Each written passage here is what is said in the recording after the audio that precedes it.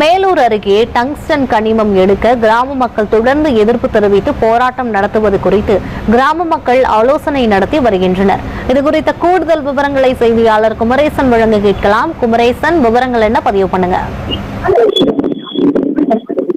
தற்போது யுவராணி மதுரை மாவட்டம் மேலூர் அருகே தமிழகத்தின் முதல் பாதுகாக்கப்பட்ட பாரம்பரிய பல்லுநர் தளமாக அறிவிக்கப்பட்ட அக்கம்பட்டி அருகே நாயக்கன்பட்டி பகுதியில் சுமார் 5000 ஏக்கர் பரப்பளவு டங்ஸ்டன் எடுக்கும் மத்திய அரசு டெண்டர் விடுவிக்கப்பட்ட நிலையில் இதில் தூத்துக்குடி ஸ்டெர்லைட் நிறுவனமான வேதாந்தா நிறுவனத்தின் துணை நிறுவனமான இந்துஸ்தான் ஜிங்க் நிறுவனத்தின் மத்திய அரசு அனுமதி வழங்கப்பட்டதாகவும் அப்பகுதிக்கு இடையே மக்களுக்கு தகவல் பரவியது. இதனைத் தொடர்ந்து இப்பகுதியில் மத்திய அரசு டங்ஸ்டன் கனிமம் வெட்டியெடுக்க அனுமதி வழங்கக்கூடாது, மத்திய அரசின் இந்த உத்தரவை நேரடியாக திரும்ப பெற வேண்டும் என வலியுறுத்தி அர்த்தாப்பட்டி, நாயக்கன்பட்டி, வல்லாளப்பட்டி, கல்லம்பட்டி, நரசிங்கப்பட்டி, செட்டியார்பட்டி உள்ளிட்ட சுற்றுவட்டார பகுதி மக்கள் கடும் எதிர்ப்பை மூன்றாவது எதிர்ப்பு தெரிவிக்கின்ற வருகின்றனர்.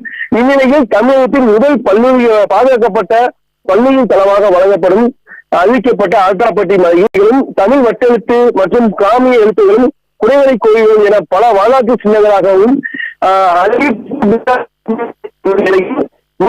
எடுக்கும் பாரம்பரிய சின்னங்கள் அரிய வகை பறவைகள் மற்றும் விலங்கு இனங்களும் அழிவதுடன் மக்கள் சுற்றுச்சூழல் வாழ்வியல் பெருமளவு பாதிக்கப்படும் சூழ்நிலை உள்ளதாகவும் இதற்கு எதிர்ப்பு தெரிவித்து இந்த பகுதி மக்கள் சுமார் 10,000க்கும் மேற்பட்ட கிராம மக்கள் தொடர்ந்து எதிர்ப்பு தெரிவித்து வருகின்றனர்.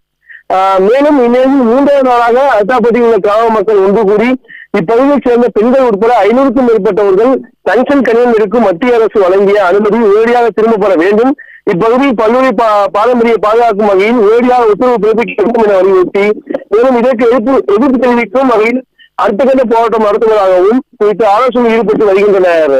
யுவராணி, விவரங்களுக்கு நன்றி குமரேசன்.